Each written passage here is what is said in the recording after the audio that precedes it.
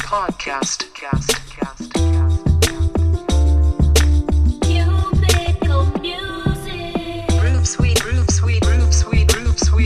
Sweet Podcast.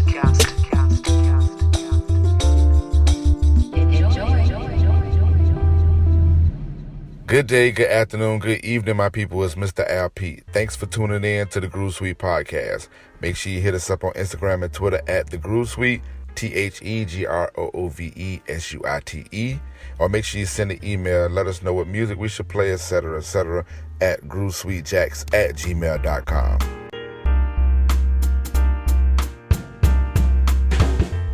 During this music journey that I love going on, I come across various pit stops where I either refresh myself due to pushing myself to a tiresome limit, or even to gain some understanding, knowledge, or reassurance on why I'm even on this path. I call one of the stops that I frequent the Q&A Hotel. Some of the questions form when I'm traveling, so when I reach the hotel, I ponder on a particular one, or I have a list of them. One of the main questions that have been reoccurring is, what makes a person, place, thing, or ideal legit? In my world, I'm asking, what makes a publication, a podcast, a notable person, a business, a brand, and other components surrounding the mentions legit? Is it the peers and consumers that support these factors? Did the mayor, governor, or even the president give them this star of acceptance? Were they endorsed by someone or something that got the star too? I have more questions within, but I won't bore y'all with all my philosophies. This question seems to have no definite answer to it, especially with all of the multiple answers that I receive from scholars, people in these professions, and even numerous write-ups and discussions on podcasts and in the streets. I'll speak with a couple sources. My best friend, Dr. Shaletta Kinchin, WJCT reporter and podcaster Lindsay Kilbride, visual artist Aaron Kendrick, a podcast episode clip from the Music Snobs, and an article from DJ Booth written by Yo. We'll begin after this What's Your Groove song for the episode. Stay tuned, y'all. Groove Suite Podcast.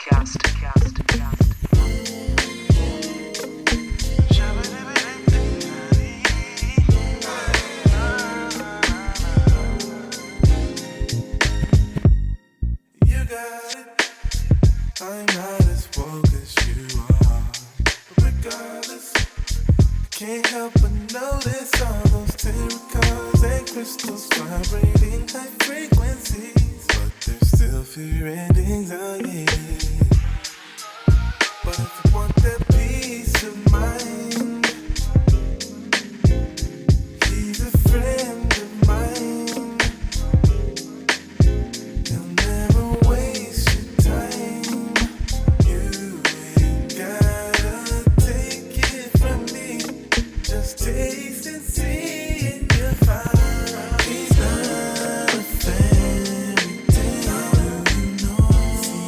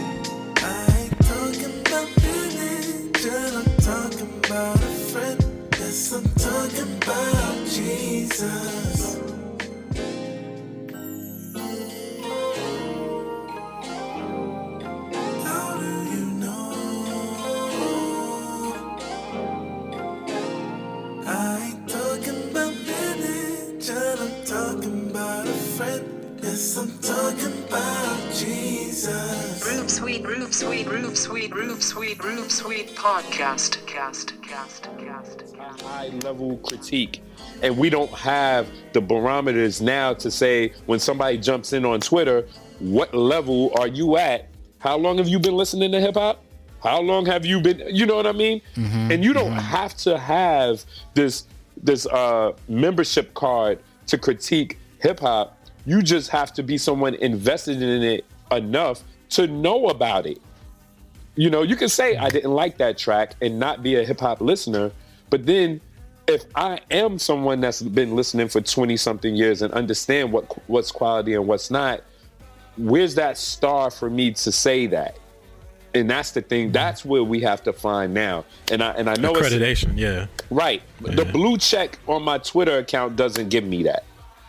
Right. You know what I'm saying? That just gives me, hey, I'm popular, or Twitter knows me. One of my favorite podcasts that I love listening to is The Music Snobs, hosted by Arthur, Isaac, and Jahan. On the episode titled Media Assassins, Music Journalism in 2019, posted on February 20th, 2019, they interviewed Vibe Magazine and Vibe.com editor-in-chief Daytwan Thomas. It's a notable source. If you're not familiar with Vibe Magazine, they're a notable source of media for the entertainment and lifestyle culture.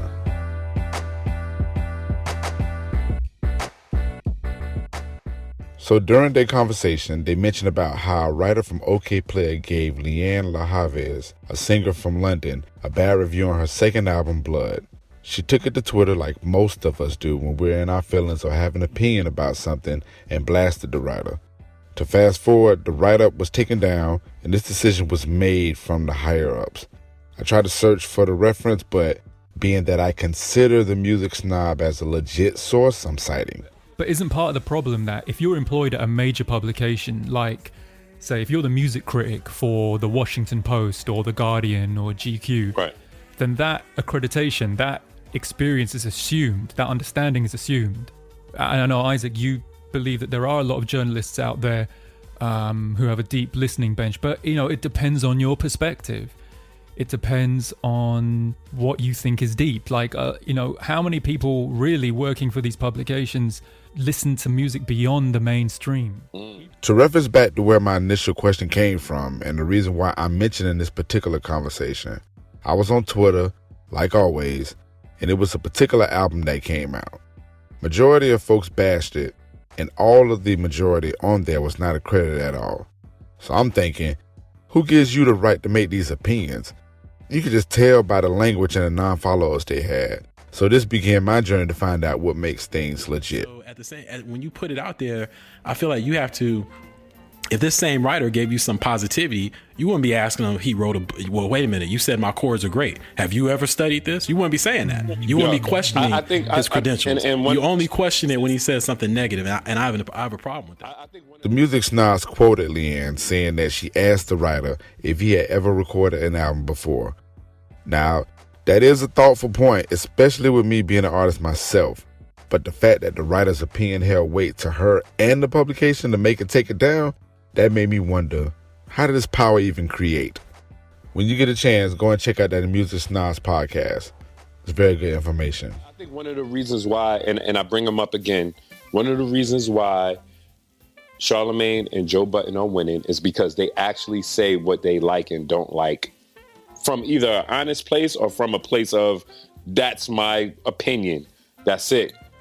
And if you want to try to, like, the fact that Joe Budden went up against Eminem, be it personal issues or anything else, that's like one of the gods of rap. You don't do that. It's hardly anybody that goes up against him, but for him to do it so publicly and so definitively, it's like, wow, let me hear who else he feels like this about.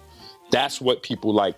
They like to hear that cantankerous, It's like a shock jock kind of vibe, right? It gets that. If they're able to shock, but then follow up with what they have with the shock, it's like, ooh, they made a point here. Yeah. That's right, exactly. That's when it starts to turn into something different from a whack opinion to actually opinion that has some validity. Groove Suite podcast.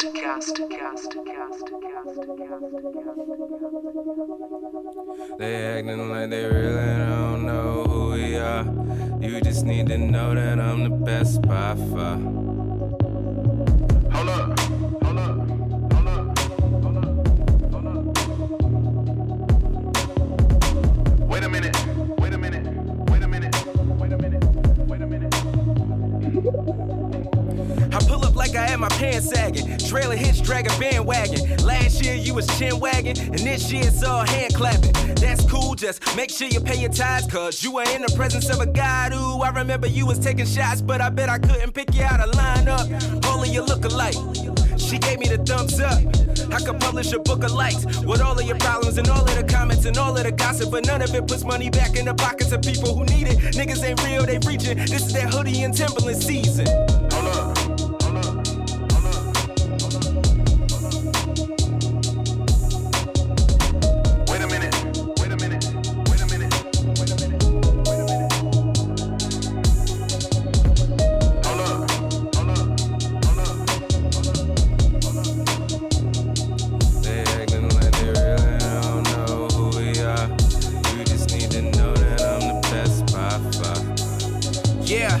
They may never understand this. I might have to underhand this. One day you'll get that we all broke when you see what a grand is. Yeah, I still want a Grammy, so don't ask where the band is. Took the players we was handed, became the back-to-back champions. I do not need your opinion. Save it for the internet. My promise, my bartender. I still haven't hit it yet. I'm always gonna be a threat. I take comfort in knowing that I'ma be tight in the end. I'm waiting an overcheck. Ha! Hold up.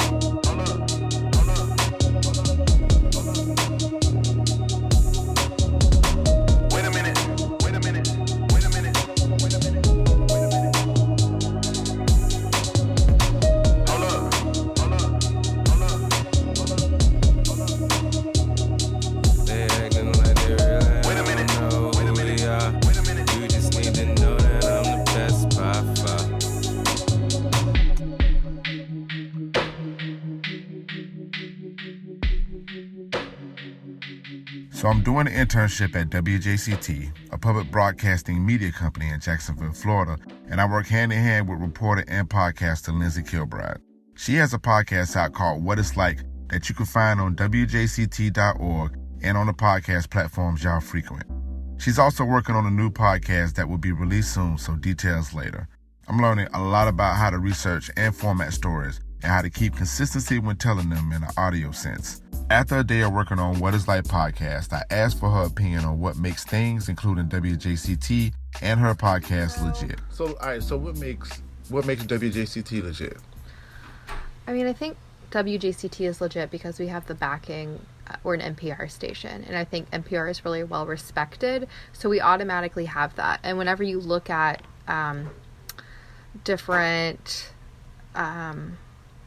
whenever people are polled, I guess, about the most reliable news, WJCT and PBS are always seen as the most unbiased and really deep into the subject matter. And I think that's why we're respected.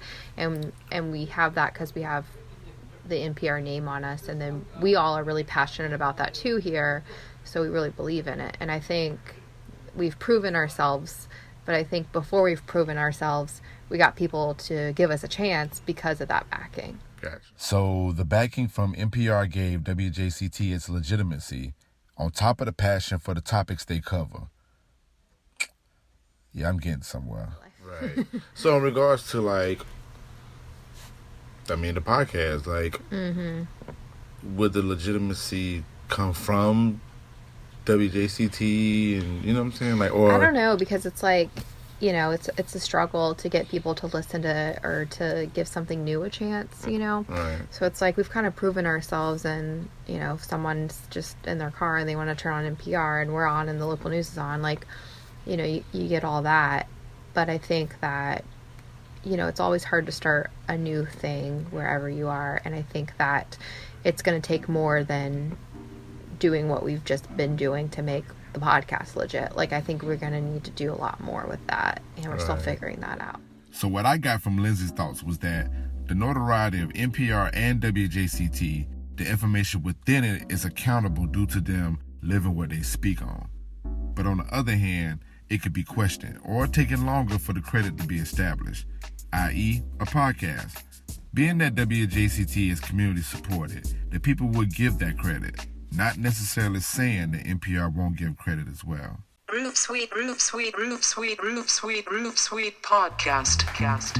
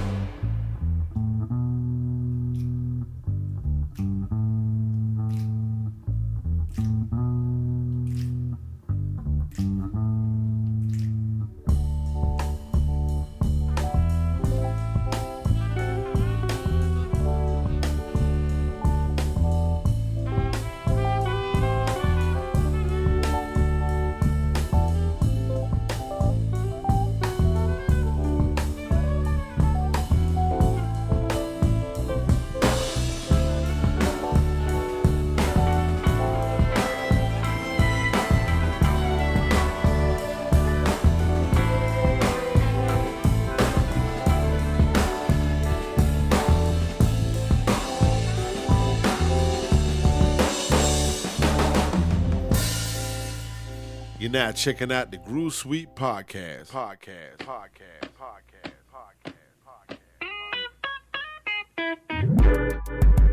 So let me tell you about yeah. So let me tell you about it'll make you feel good, better than your birthday. Get ahead, make you want it in the worst way. I mean it feel good. Have you up all night driving, listening to Drake at your phone on side. Like baby, you the best that I ever had. No take backs, it's the truth, so no never that you make me feel good. Have you in your own world zoning? FaceTime going on 6 in the morning. Honey, bachelor, come ride the pony. I'm so anxious to get you alone and give you this loving after the club. It's after hours for hours, even during the day. I be thinking about you. I don't care what they say. I be thinking about you. Nothing get in the way. I be thinking about you. I be thinking about you. Thinking about you. I be talking about hey, loving. Make you wanna do right. But sure enough, make you do wrong. It can make you feel on top of the world. It's alright. The kind of love that hate, think about it all night. That real. But she don't even gotta ask it all. You just telling her she the best you ever had. But y'all don't let it get bad, cause it's all bad. Sleepless nights and long conversations about all your mistakes. And that time it was wasted, she was basic. But it was just all good about a week ago. I ain't perfect, man, you know me. Need your love, take me back, girl, TBT. So give me one more chance, girl, B.I.G. And baby, I'ma be good to you.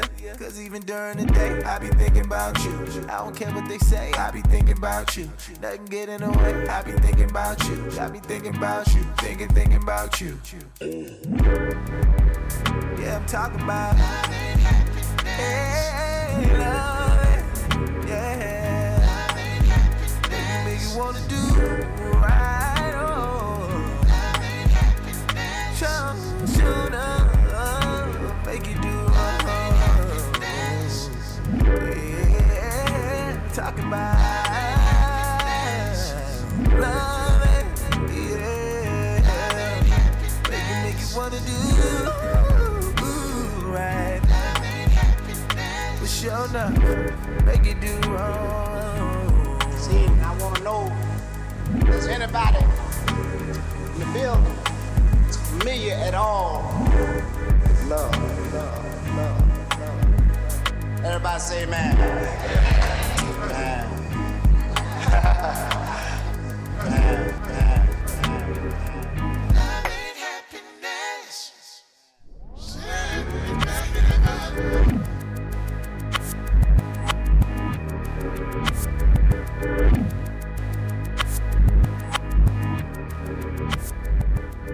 What's good? What's great, everybody? It's your man, Mr. Al Pete. Every Monday right here, 9 a.m., noon, 5 p.m., 8 p.m. You know where to find me. Cubicle Music Mondays right here on 927 The Beat. 927thebeat.com, MrAlPete.com. We got them hits, we got them mix jams, all that other good stuff. Tune in, y'all. Instagram and Twitter at 927thebeat and Mr. Al Pete. Yes, sir. Roof Sweet podcast. Welcome back, everybody. Thanks for listening to the Groove Suite podcast. Hopefully you're enjoying these words. I had a conversation with a good friend of mine, Miss Erin Kendrick, Queen Kendrick as I would call her. She's a profound and thought-provoking visual artist. She definitely does a lot of great paintings, and it makes you think about the women's struggle, and she does other paintings as well. So if you're not familiar with her, please go check her out. But I stopped to ask her what her feelings were in regards to being legit. She definitely has some great input on it. Here we go. Well, all right, so what makes people legit? What makes podcasts legit? What makes publications legit? Like, give me your definition of it. This is Erin Kendrick, everybody. Queen Kendrick. Lord. I think legit itself is a relative term, but I think if you can kind of tap into what's happening culturally, it's sort of like intersectional, like culturally, socially, economically in your own space. Yeah. That also connects to what's happening more sort of like nationally, globally. Make something more legit. I think like critical thought, critical thinking, critical conversations about things. Like the absence of that for me really sort of diminishes a lot of like efforts and conversations without like the critical aspect of it. So it's hard for me to, although I do think there's a place for, you know, I'm an artist, art for art's sake, or like, you know, music just for the idea, just to be making music without it being something bigger. There's a place for that, but in order to be legit in the way that I think you're speaking of legit, I think you have to kind of add that critical aspect in it, because it just connects to more. It connects to things in terms of like thinking forward. It connects to things historically. So you're saying if you're able to do that, that gives you the credibility for you to speak on anything, basically? Well, not anything, but like speak on what your reference thing is. Yeah, I think so. So do you think you're legit in the art world? Yeah, I think I am locally. I think I am starting to occupy a space that maybe there wasn't as much of that locally, but I think there's still a lot that I need to do to connect like who I am and what I'm trying to say to the more sort of broader conversation, like nationally, globally. There's still some work to be done, and that's the critical part of it. Like there's some, for me as an artist, there's some research to be done. There's some looking to see like who's done what conversations are other people having, you know. Like my intent is not to get out there and just start repeating what other people are doing, you know. Right. So how do I add to the conversation? And that's what I'm saying, y'all. I see folks throwing opinions out and they sticking in a critical sense. But you can just tell by the people that are speaking freely that they have no clue on how the subject they're speaking on works. In school, we're consistently reviewing how digital news media is taking place of the conservative way of receiving news. Some thoughts are simple, like the fact that anyone can create a digital platform and ramble their thoughts, and some are more detailed, like how digital media takes away from someone being involved correctly in civic engagement. Like I said before, this is a question that has no definite answers to it. The conclusion after this jam. Roof Sweet podcast. Cast. I know I like you, but I gotta leave soon.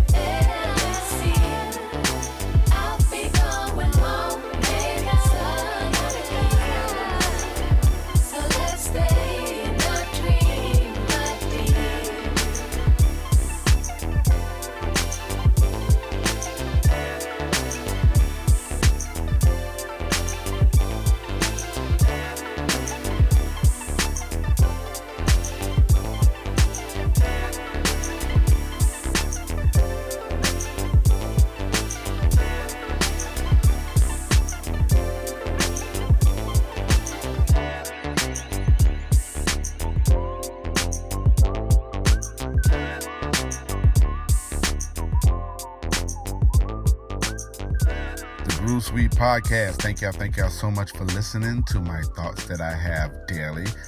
Hopefully this is informative to anybody that is informative too. I know for me and the people who I spoke with, it was very informative. Like I said, there's no definite answer to it, but not really trying to find the answer to it, but I just want to understand the different philosophies and the methods that make these things, these people, these places, these organizations legit. So Real quick, I want to speak on a conversation that I had with my good friend, my best friend, Dr. Charlotte Kinchin. It's via text, so I'm going to read it. And I was asked her the same thing, like, what makes things legit? And she mentioned that she was just like, she mentioned a book by Malcolm Gladwell, and it's the Outliners, but it was speaking on the fact about the thesis. Well, the thesis was speaking on having 10,000 hours of experience in something, which makes you an expert. So that was a good angle of it as well. I thought that was pretty dope. And I also, I counteracted the question, which is like, but who counts the hours? And who's looking at the hours? Who's analyzing the hours? Who's who's looking at the hours, basically. And then she made a reference about me saying that I was a DJ, that I would have receipts for that, being that I do shows and stuff like that. So that makes me a credible DJ, which is pretty dope.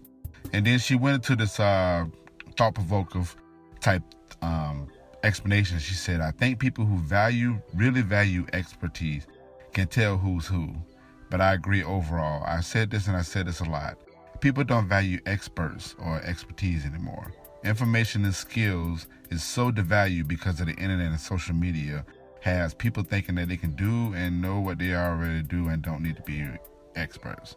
So that was a good point that she made. And like I stated before earlier, about how in school we talk about, well, specifically in my civic engagement class, how people just, how digital media is like taken away from it. And I never looked at it that way before I got into school.